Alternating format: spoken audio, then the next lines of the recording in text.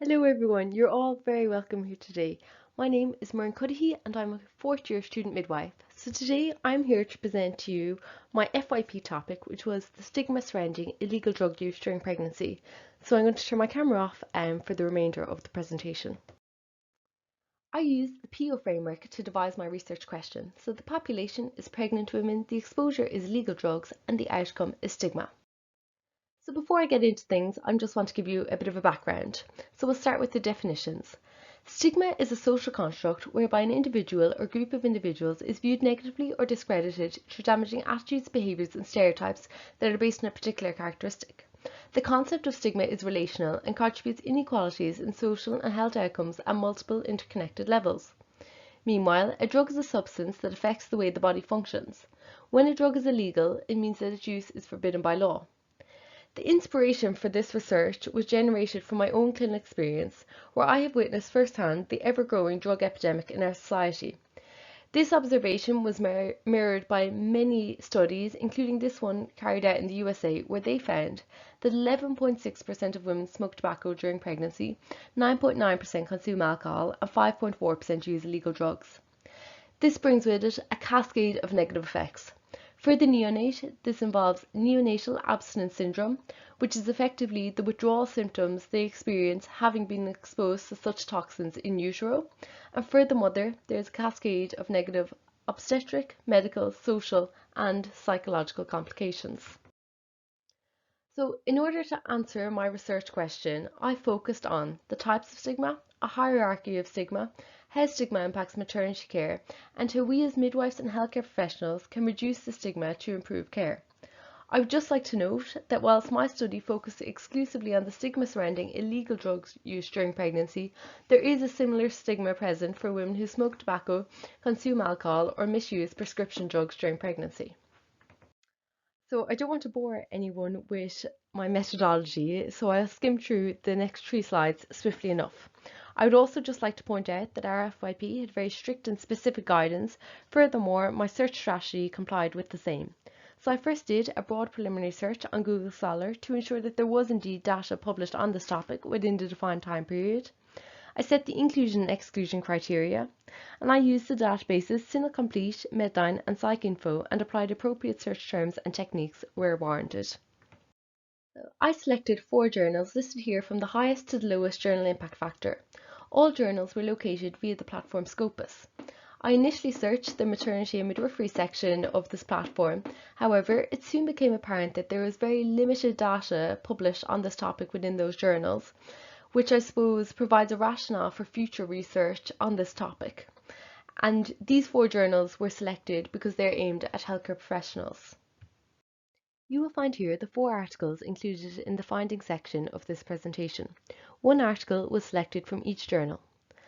After analysing and synthesising the 4 articles, I categorised the findings into 3 departments: types of stigma, hierarchy of stigma, and how stigma impacts maternity care, and I will describe the findings under the same headings. So there are different types of stigma, and different terms are used to describe these types of stigma within the literature. However, the fundamental concepts remain the same, and these types of stigma are all intertwined. So for example, if a woman presents to our maternity services and is subject to institutional or structural stigma because of how the healthcare organisation is run, or indeed interpersonal or enacted stigma from the care she receives from service providers, this is going to heighten her experience of individual or internalised stigma. Now, I'd also like to draw your attention to populational stigma, as I'm aware some of you aren't from a healthcare background. However, this is something that we can all be self-aware of and educate ourselves on to ensure that we do not contribute to the populational stigma, which again will worsen the woman's experience of internalised stigma. The literature also alluded to a hierarchy of stigma. There is a risk of what is called double stigma for women with coexisting stigmatizing features such as homelessness or where racism is present. There is excessive pressure placed on women to perform as so-called good mothers. Furthermore, stigma is heightened in situations of child removal due to a bad mother identity. There is also a hierarchy of stigma depending on the drug in use. How stigma impacts maternity care, and I suppose this is the finding that really resonated with me on the deepest level. So the presence of stigma surrounding illegal drug use during pregnancy is a prominent and relevant issue in maternity care, recognised by both women and care providers. The therapeutic relationship between the woman and midwife is pivotal. Pregnancy is a motivator for treatment and is associated with better outcomes. Furthermore, pregnancy is a key window for drug intervention. However, stigma is a barrier to the same, meaning that we could miss this vital opportunity, which may indeed be the only time in this woman's life that she has an interaction with the health service. As well, women avoid healthcare settings due to fear of stigmatisation, and this may be due to a past experience and the stigma that they anticipate because of that, or indeed because of stories they have heard about the healthcare service. If they do present but feel stigmatised, they are unlikely to disclose any harmful habits. Therefore, this cohort of women is at risk of being omitted from necessary midwifery and obstetric care, which is really dangerous. And often we rely on women's honesty to disclose these harmful habits to us. And if they feel any judgment from our service, there is a risk that they will not disclose this important information to us.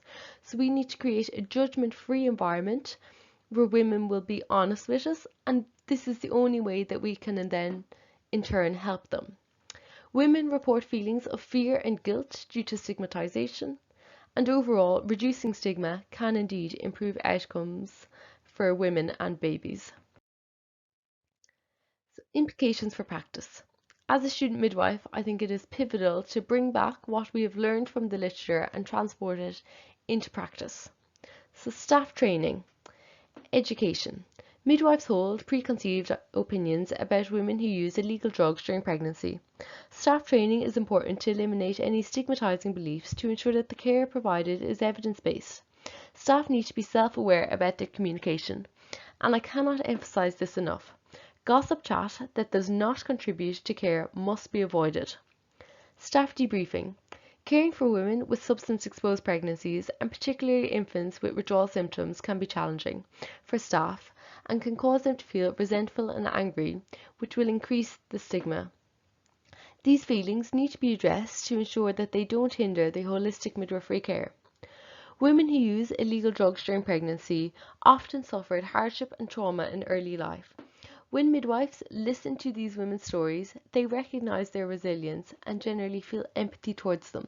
And I have an important note down the bottom to say that staff training is a complex issue, as it involves changing already established attitudes. And inequalities in healthcare are a historical issue that requires systemic change. Group-based programs can reduce individual stigma by equipping women with coping strategies, social support, providing them with a sense of community, and increasing self-efficacy. These programs provide a safe and judgment-free environment where women feel comfortable disclosing personal information. The aim is to aid women to have a personal identity shift from addict to mother. Equally, we as healthcare providers need to see these women as more than their addiction. These programs must be feasible, accessible, woman-centred, and hold realistic expectations. A harm reduction approach should be adopted within these group-based programs. So this means that women should be assigned a key worker to ensure continuity of care. Ideally, these interventions will be specifically aimed for pregnant women or mothers, or at least they should be aimed at women. And a harm reduction approach involves a practical set of strategies to reduce the negative consequences associated with drug use, and it reimagines the punitive response to drug use. As always, midwifery care should be holistic and woman-centred. This means that we as midwives need to have an awareness and understanding of the complexities of each woman's unique circumstances, and work in partnership with her to strive for challenging yet achievable outcomes.